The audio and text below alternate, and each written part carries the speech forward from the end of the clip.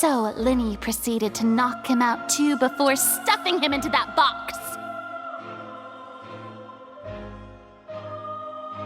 Afterward, Linny passed the unconscious Halsey to his accomplice through the magic box in the audience stands, before operating the devices such that Cowl's death would be ruled an accident.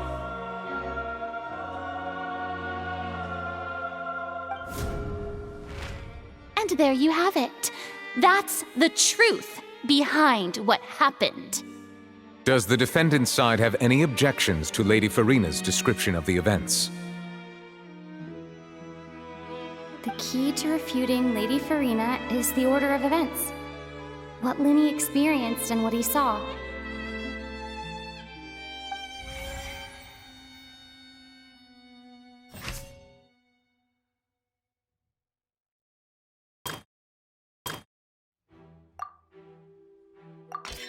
According to Linny, he left via the vent after entering the tunnel. He couldn't have had that altercation with Halsey.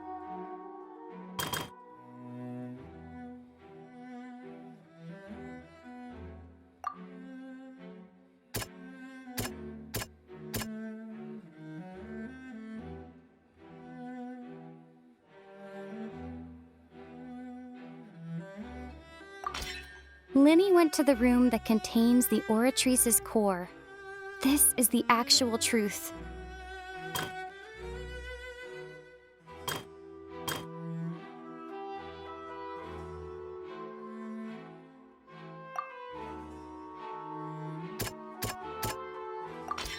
Linny did not take part in the underground altercation.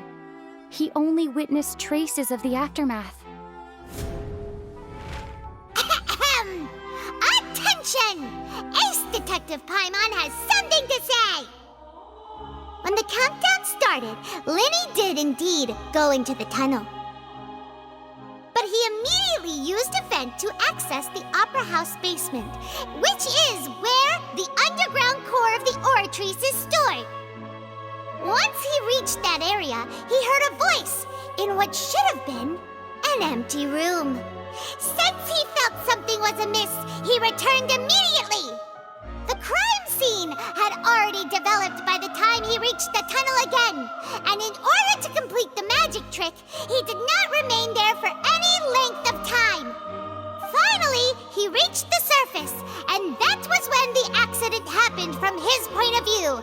Therefore, he's innocent!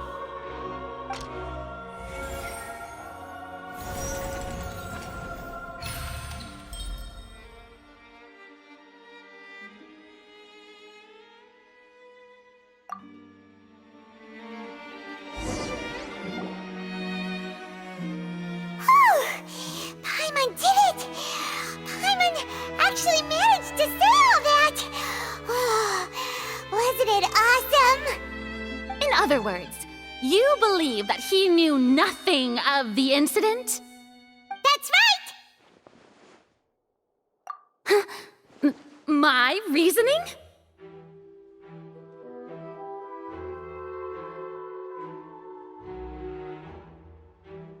If that's the case, then if Cowell hadn't entered the tunnel, who was the entire setup meant to kill? Assuming that what you say is true, Linny only needed to kidnap the young girl to cause a new disappearance case. What would the point of killing someone on stage be? Oh, they have a point. That's right, you tell them! And that's why they're partners of mine.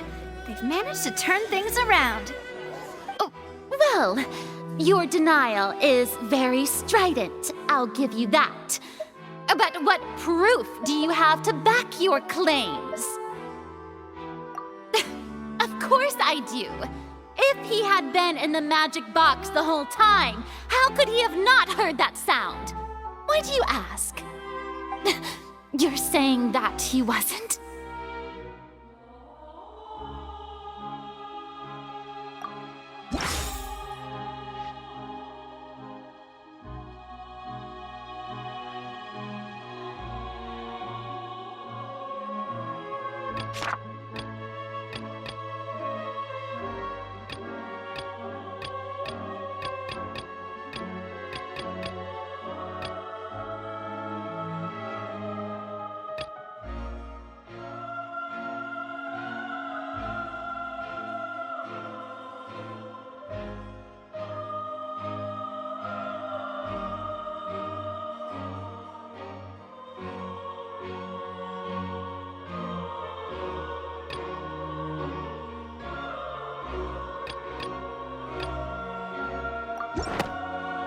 That's right! Lenny wasn't in the box or in the tunnel. That's why he didn't hear anything strange during the performance. This means that when the crime happened, Lenny had already entered the basement via the vent. The same clue you used to disprove his alibi has now become the best proof! How do you like that? Well played. To think you'd use such logic. Well then, if it wasn't Lenny who committed the crimes, then who was it?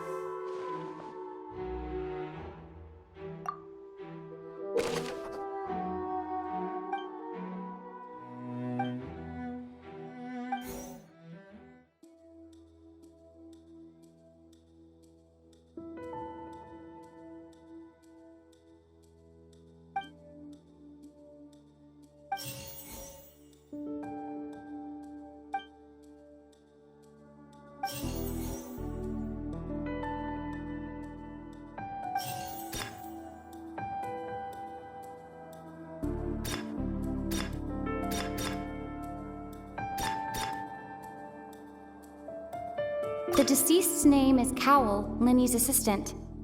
He would have been able to tamper with the equipment.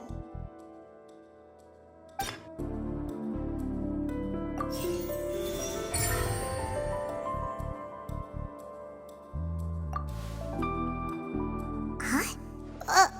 That can't be right. Are you serious? The killer was, in fact, Cowell, the deceased! Oh, is that so? How interesting! Let's hear your reasoning then. What I must do next is recreate the truth. What Cowell did, and how he went from would-be perpetrator to victim.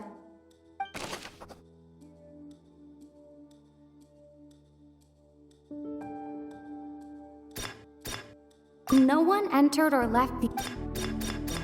It would have been tough for both people to fit into that. Lenny was not in the tunnel at...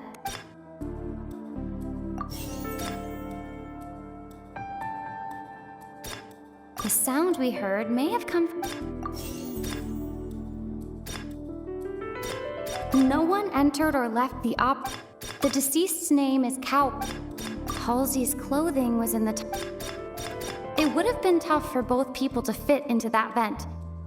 They would likely have bumped into Lenny as well.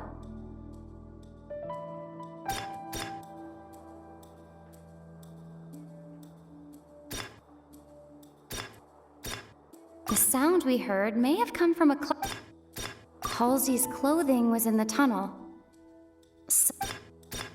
No one entered or left the opera house through its end.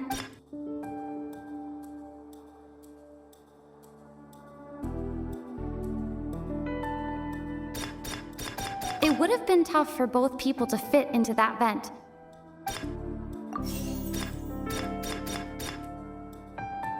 Halsey's clothing was in the tunnel.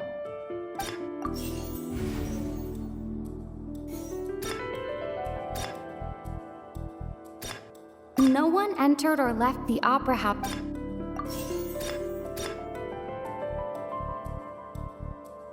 The deceased's name is It would have been tough for both people to...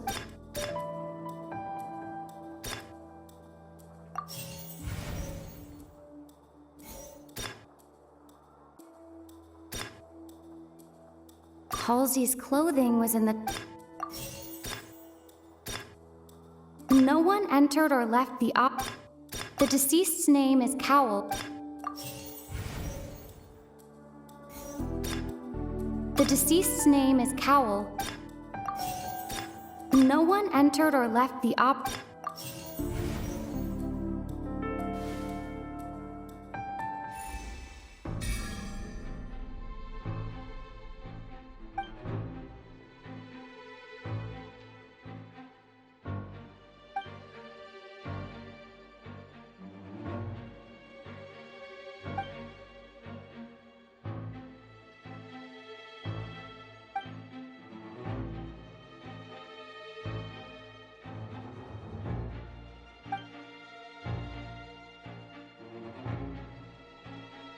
What's wrong, Traveler? Are you still having trouble figuring things out? I see how it is. So this was all just a bluff. And here I thought you had something to show for it. But it seems you're still far from the truth. Look, since we're at a dead end, why not consider a different track? Just like the trick as it transpired, the end result must have been utterly different from the magician's initial design. If only we knew how Halsey disappeared. Well, that would be nice, but the tunnel only has 3 exits, and none of them seem very likely. And it's not like this is a magic trick where you can just make a real live person disappear. You know, like you did from that water tank, Lynette. Excuse my interruption, dear opponents, but do you not see that the crowd is growing impatient? There is no greater sin in this opera house than an awkward delay in the performance.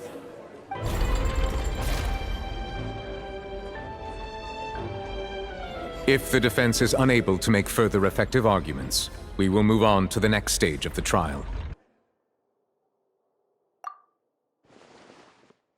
Lenny was not in the tunnel at that moment. The sound we heard may have come from a clash between the missing Halsey and the criminal.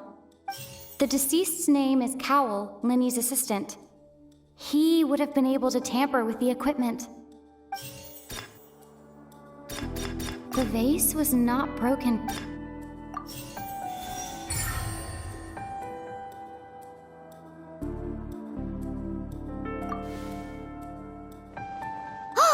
Paimon gets it! It all comes together if Halsey disappeared instead of being kidnapped. Lynette escaped from the water tank, vanishing gradually and leaving only clothes behind. If there's a similar method where a person could be transformed into water... Just a moment, please. I do hope you know how preposterous you sound at the moment. How could a person ever be transformed into water? This is reality we're talking about here, not some magic trick. Must we really? I should think that of anyone. Your friend Linny already knows this truth very well. Magic tricks are ultimately just illusions and misdirection. But Halsey's disappearance is very real. We're talking about 2 completely different things. Even so, I trust the Traveler's judgment.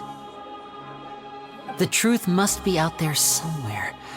Perhaps some new line of reasoning may open if we try to gather all the focal points that don't make sense. Since Cal was the deceased, we haven't placed much attention on him. But given that we aren't making much progress with the case, it wouldn't hurt to have a look at his belongings, would it? People really do come up with all sorts of harebrained schemes when at the end of their rope.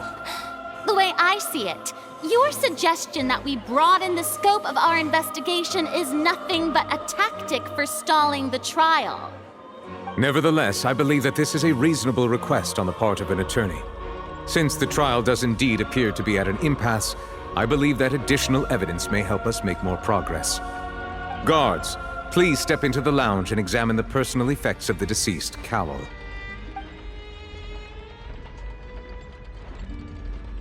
We are still examining the items, but we have already made critical progress that we feel must be shared with everyone post-haste. We discovered several test tubes of fluid within Cowell's baggage, each labeled separately. The notebook in his backpack claims that these fluids are... water from the primordial sea. The primordial sea. The note's contents also indicate that Cowell belonged to an organization that sells illegal drugs and that he had an accomplice. The notebook has many entries concerning safe usage of these fluids, in which the keyword dissolve appears many times. One of these tubes was labeled Opera Epiclese, along with yesterday's date. It is empty. The notes also state that these dissolution properties work exclusively on people from Fontaine. It's likely that Halsey was chosen as some sort of test subject. As such, we believe that the defense's hypothesis is, in fact, supported by sufficient evidence. You've gotta be kidding! People dissolving into water? Could something so ridiculous actually be true? Wait a moment. This reminds me of a certain prophecy, but it's just a coincidence, isn't it? If people can become water, does that mean that the water tank's real use was as a means to hide water stains? And if Cowl was targeting that girl... Wait just a minute. Could that mean... You two, with me, quick! Demoiselle, wait! What about your partners? Let's go. Just trust me. Order! Order! It is undeniable that further examination of the deceased's personal effects has yielded some surprising results, but we cannot yet verify the veracity of these clues. Still, let us assume that these clues are indeed authentic, albeit with the understanding that Ms. Halsey has yet to be found. Guards, please continue examining the items along these lines. Mr. Linney, it appears your hypothesis is supported by the evidence, so please continue speaking. Of course. Thank you, Your Honor. If we uphold this hypothesis, I believe that many of this case's seemingly unrelated clues can be connected together. Right! Like the metal hook! That one didn't make sense at all. Let's think about this. Cowell's methods must have something to do with that water from the primordial sea.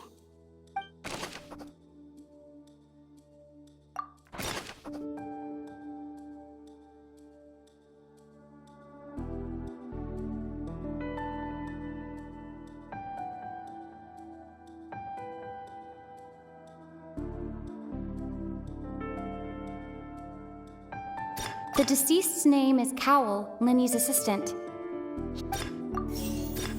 The rope that strung the water tank...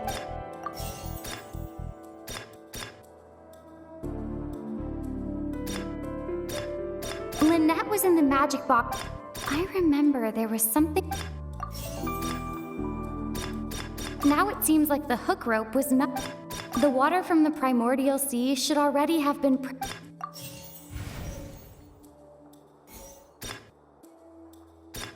Now it seems like the hook rope was not meant for another magic trick. The rope that strung the water tank up was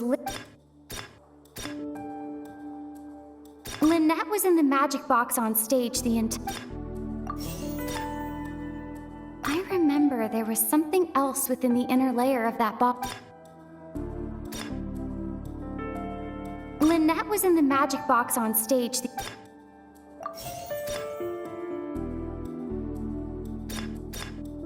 The water from the primordial sea should already have...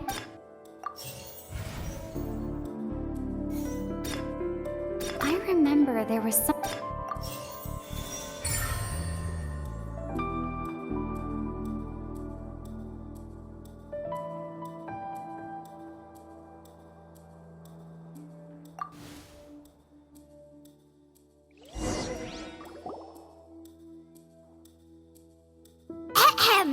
It's Ace Detective Paimon's time to shine again!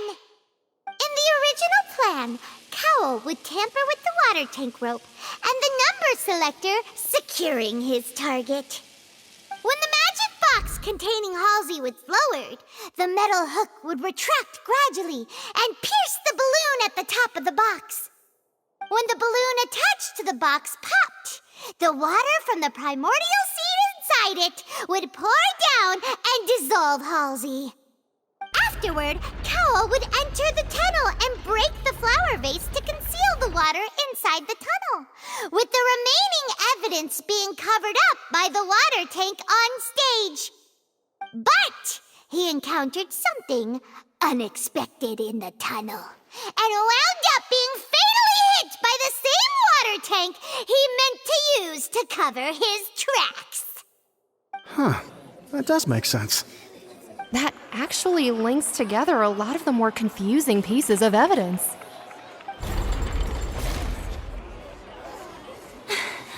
Oh dear, what do I do? Even I think they sound convincing now. Have I falsely accused an innocent person? What a humiliation. Now, it seems like the only point of contention remaining is the exact circumstances that led to Cal's death. His notes mentioned he had an accomplice who could be related to the situation. On that note, the guards have just contacted me indicating that they uncovered new evidence. I shall now invite him on stage to share it with us. Thank you, Your Honor. We were just inspecting the luggage of the other people involved in this case. And we found an identical sample of the water from the primordial sea among Linny's personal effects. What? That can't be. Oh, I see. Well, how wonderfully comedic to have your own counterattack only to come back and wound you. Does this not clear all doubt? My dear citizens, my loyal audience, allow me to present my reasoning and bring this performance to a swift close.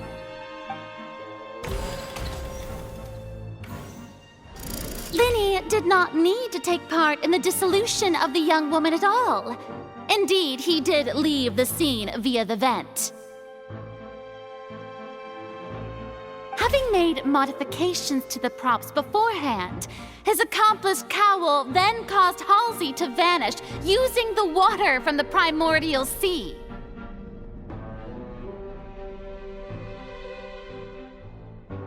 But upon his return, in cruel avarice, Linny desired sole credit and prepared to do away with his partner in crime. Ultimately, he knocked Cowell out, and the tool meant to cover the crime up also became a murder weapon. Now, as much as I regret having come to such a viciously straightforward conclusion, it does seem that the famed Fatui is quite the cold-blooded and ruthless organization. Am I right, Mr. Linny? We've used up all the evidence we collected. There's no way for us to make a rebuttal here. Is this the end of the road?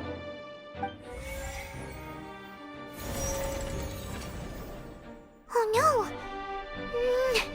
Paimon can't think of anything either. It doesn't look like there's any way around this. Seems using the water as new evidence was too good a move. Oh, why did this have to happen now? I think we've all seen enough now, and we have ample witnesses to my flawless reasoning. I believe this is indeed the finale. Now then, my good, noble Chief Justice, should we not, in your view, move... Excuse me, everyone, but I must interject.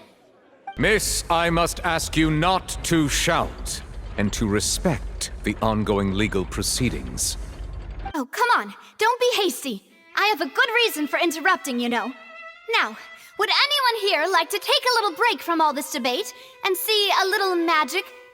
I'll show you an amazing trick. One that can bring a young woman who has disappeared back in the flesh, right before your very eyes. Please, do the honors, Mr. Linny, if you would be so kind. What in the world is she saying? No offense, miss, but miracles like that are beyond my scope as a magician.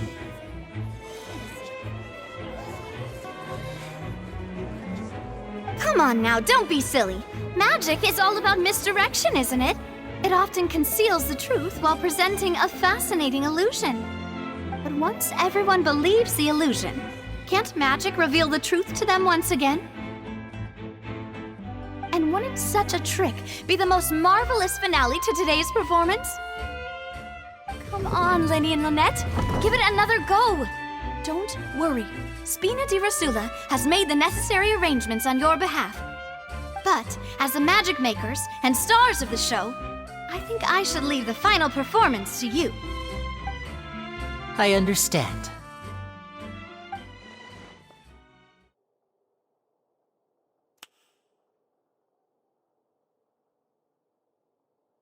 And voila!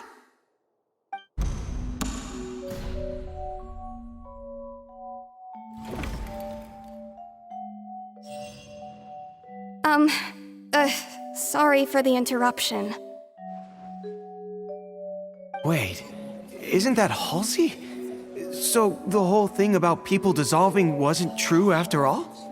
To be clear, I'm only here because this person told me that if I testified, the merit of doing so would lessen my sentence.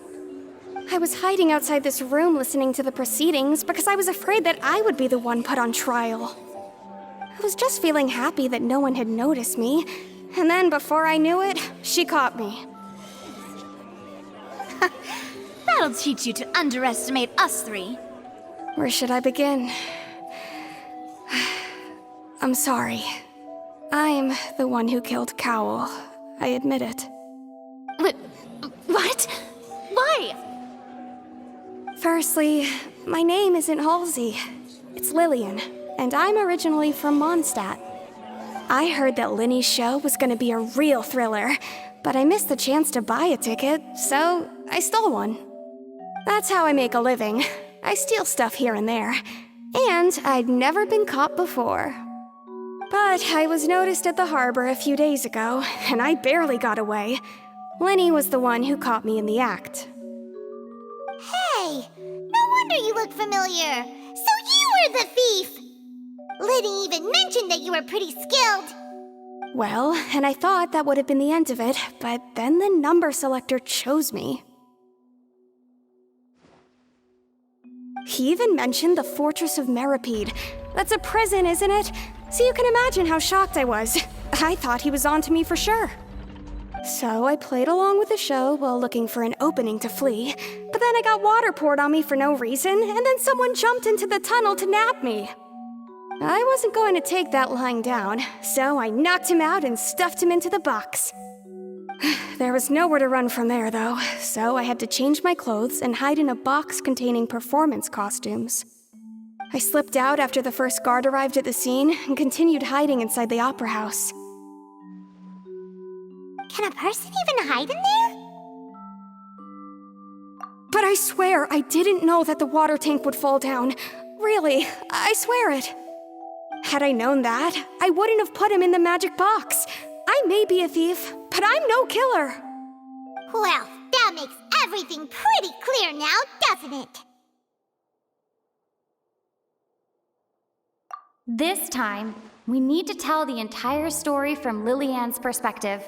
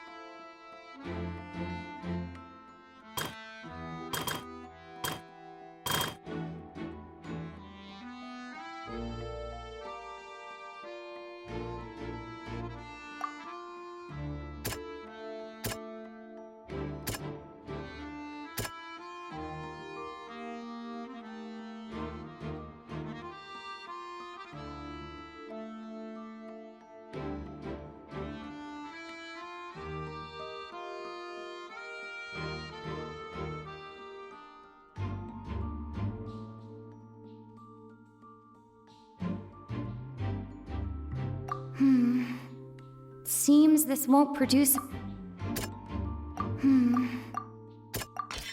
The strange sound wasn't from a fight.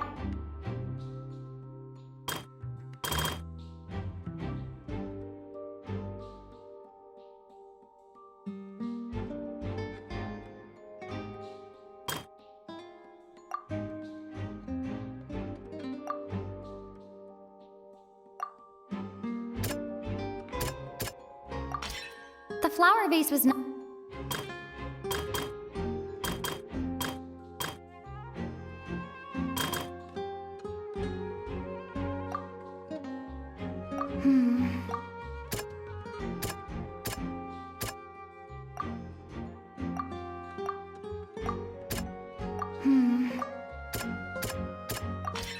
Lillian was afraid that she would be recognized if she left, so she changed clothes and hid, biding her time. Just what one might expect of an experienced thief. And it's Ace Detective Paimon time! Having been selected out of the blue, Lillian panicked. Her panic only intensified after she entered the tunnel and had water poured on her head. So she kicked the door open, producing the thud we all heard. Hearing the commotion, Cowl leapt into the tunnel, only to discover that Lillian had not dissolved. He did not know that Lillian was not from Fontaine, but was a thief who made her way in by stealing a ticket. Mistakenly believing that the water from the primordial sea needed time to take effect, he tried to force Lillian back into the box. The two broke the flower vase during the struggle, but Lillian came out on top, knocking Cowl out and putting him in the box. With no way of escaping, she changed her clothes and hid in the costume trunk until the performance ended.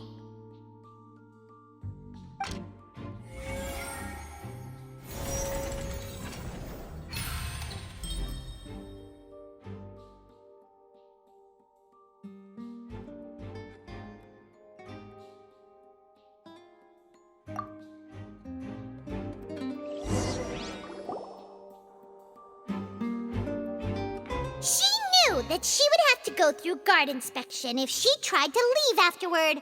So, she has been trapped in the Opera House these last 2 days. She had already become desperately hungry by the time we were chatting over macarons. So, she swiped 2 of them right under our noses. Talk about a sneaky thief. At this point, all the events that happened in the tunnel have now come to light. Ah, so that's the whole story. Bravo! Bravo! Now then, Lady Furina, do you wish to speak against the defense's statements? Please answer the question, Lady Furina. Also, if I may add, the trial has not yet ended. As such, I request that the prosecution not leave the room before the proceedings have concluded. What? Are you reading my mind now? No, I have no further arguments. I admit defeat. But really, could you at least have left me with some dignity? Wow, look at that! She's like a deflated balloon now. If there are no objections, then as the Chief Justice of Fontaine, I shall once again repeat the full sequence of events. The actual perpetrator of the serial disappearances, Cowl, selected his next victim from the audience reservation list. With some modifications to the selector, he could ensure that the pre-selected young woman would be chosen. To cover up any evidence while committing the deed, Cowl thought of allowing the water tank to fall, which would conceal the water left behind after the young woman was dissolved. He also tampered with the rope suspending the water tank, using the fireworks at the end of the performance to cause the tank to drop and hide the watermarks. He poured the water from the primordial sea into a balloon during the preparation of the magic box and stuck it to the box's lid. Finally, he passed the prepared hook on a rope through the gap in the magic box's door when bringing the young woman to said box. When the magic trick officially began, the box containing the woman was lowered into the tunnel, tightening the hook rope and bursting the balloon containing the water. If all had gone to plan, the young woman would be dissolved at this time. However, Lillian was not from Fontaine and thus fled the box with a loud noise. Realizing that there was trouble, Cowl entered the tunnel and met Lillian. Thinking that the waters had not yet taken effect, he decided to proceed. However, his opponent was more capable than he thought, and he was overcome, knocked unconscious, and placed into the magic box, and thus became his own final victim. Lillian, according to her own statements, then changed clothes and hid until the performance ended, before hiding in other parts of the opera house. As for Linny, he was in the underground structures within the opera house, and was thus ignorant of these happenings. From this reconstruction of events, we can conclude that Linny, the accused, is in fact innocent.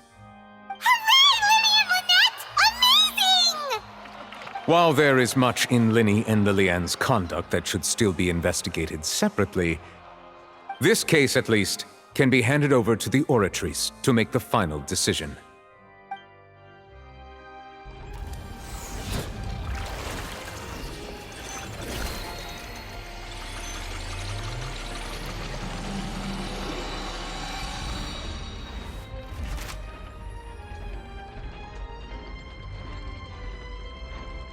As such, Linny and Lynette are officially declared not guilty. Victory for Ace Detective Paimon!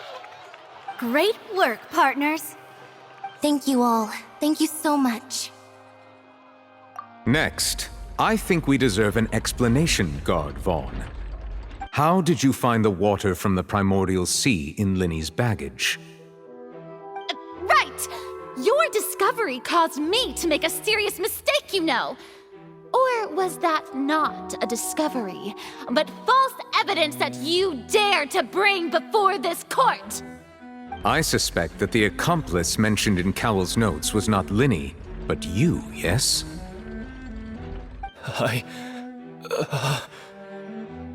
I'm sure you know what you must do to lessen your sentence. Speak quickly! Unless you want to earn yourself a one-way ticket to Coupon Town. I was just following orders. We were supposed to place blame for the serial disappearances onto Linny, and thus cause suspicion to fall on the Fatui. The higher-ups said this was the best opportunity to do so. And now that your plan has fallen through, and the secrets of the water have been revealed, you have become a liability to said higher-ups, yes? Therefore, you would be wise to tell everything you know, and seek the protection of the guards. Yes, I'll tell you everything I know. Our boss discovered that the water can cause people to dissolve. It can also be made into a potion, which when extremely diluted, can cause people to experience unforgettable exhilaration. We've been in this business for a while now, and have made decent mora off it. The disappearances were also the boss's idea. I mean, this is the boss we're talking about.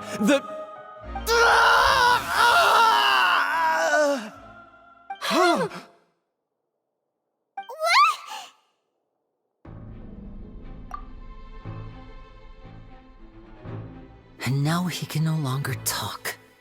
Such ruthlessness. I shouldn't have expected any less of them. An outrageous act. All present, please submit to inspection immediately.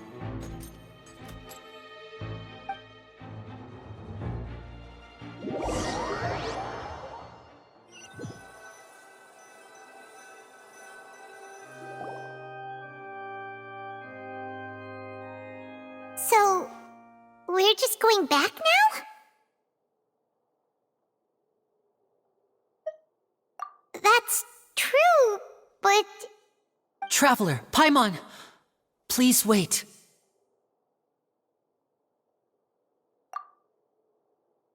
Linny... I know you may not want to speak to me right now. Maybe you don't even want to look at me. But still, let me thank you again for defending me to the end, even after you learned that I'm a member of the Fatui. I guess. But regardless, I'd like the opportunity to set things straight. I didn't approach you with any ulterior motives or ill intent. I've spoken to you as myself, just plain Linny this entire time. As for why I'm a Fatus, it's because the goals of the House of the Hearth align with those of an orphan like me. That's all. That was how Father, who you might know as the Knave, approached recruiting us back then too. A knave? The one who controls the House of the Hearth? She's your father? That's right.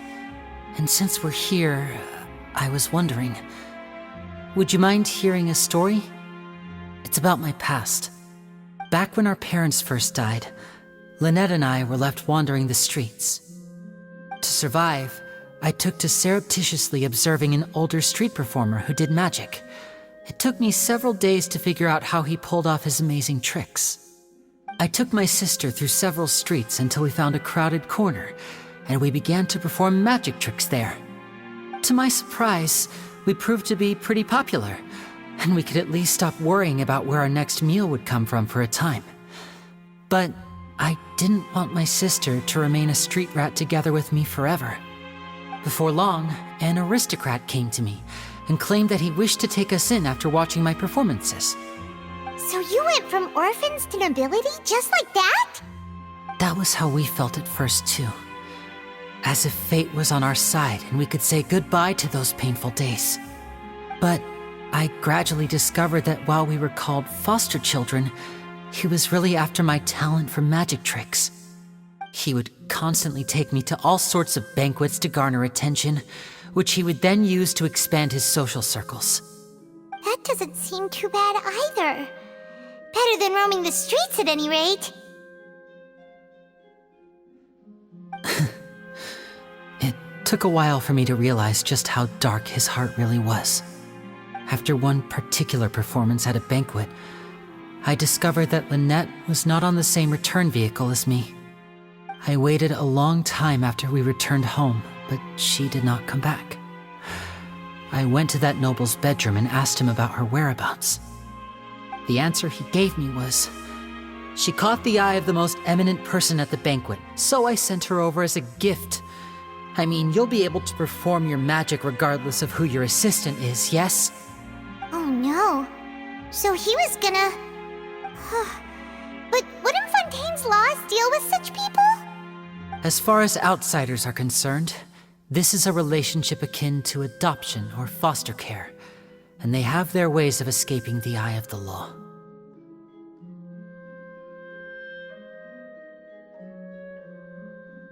I managed to ferret out the location of the mansion of that so-called eminent person and hurried through the night. But by the time I leaped over the walls, avoided the guards, and made my way in, all I saw was the moonlit ground covered in blood, and the knave standing there in the darkness. So, she'd already taken care of that guy. That's right. She had rescued my sister before she could come to any harm, and had even discovered several girls hidden in a basement, all of them orphans. Father, the knave, might have seen something in me, and so she made me an offer. The House of the Hearth welcomes you, for your interests align with ours. Here, none will ever betray you. Indeed, betrayal shall never be permitted here. I was hesitant to trust her. I had just been betrayed by nobles. But she was also quick to destroy the noble who had taken us in at first, giving us back our freedom. Oh, so that's how the two of you joined the House of the Hearth.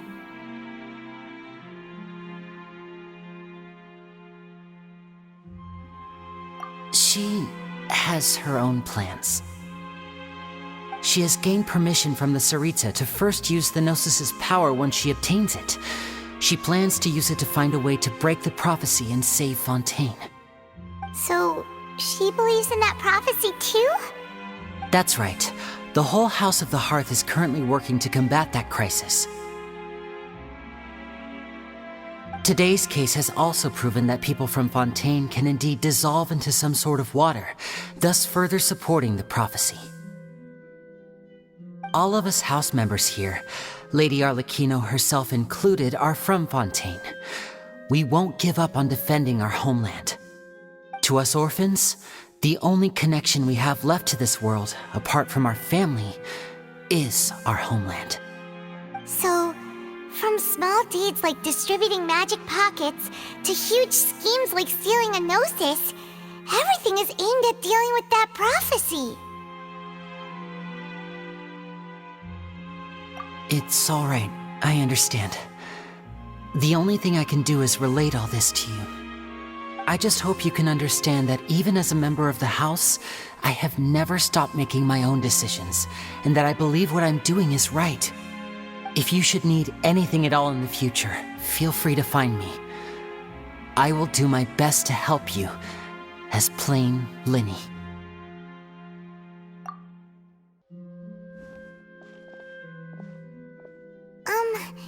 Bye, Linny!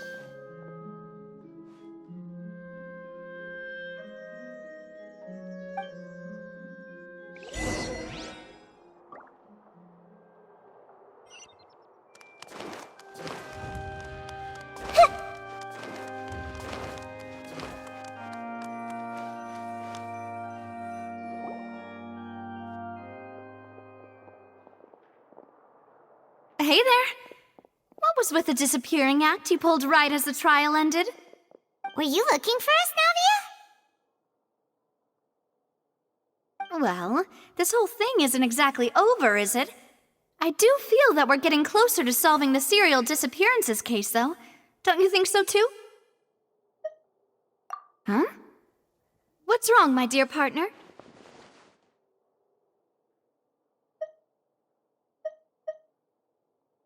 Besides, are you sure we're the ones who can crack a case that's been cold for decades now?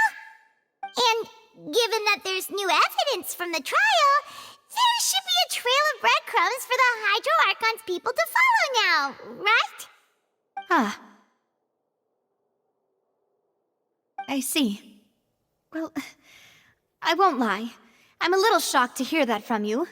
But I suppose you are just travelers who have only arrived in Fontaine after all. Sorry. I might have been too presumptuous. Don't say that, Navia.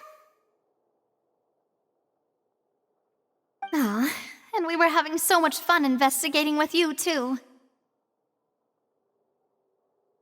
It was like having new waters flowing into a stagnant mire, causing new hope to spring forth, and the reflection in the murk to become clearer. Sorry about that.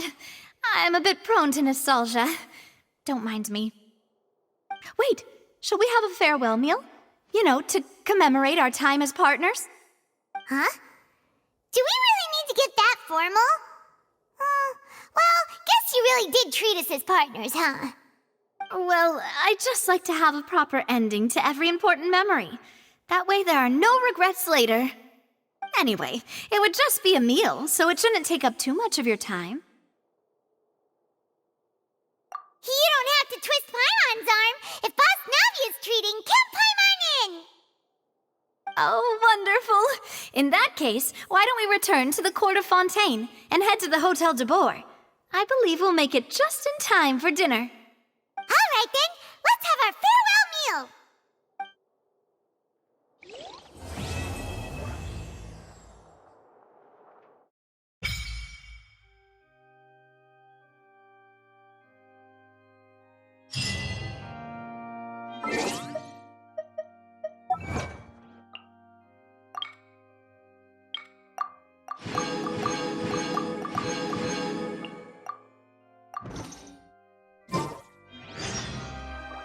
If you're not sure what to do next,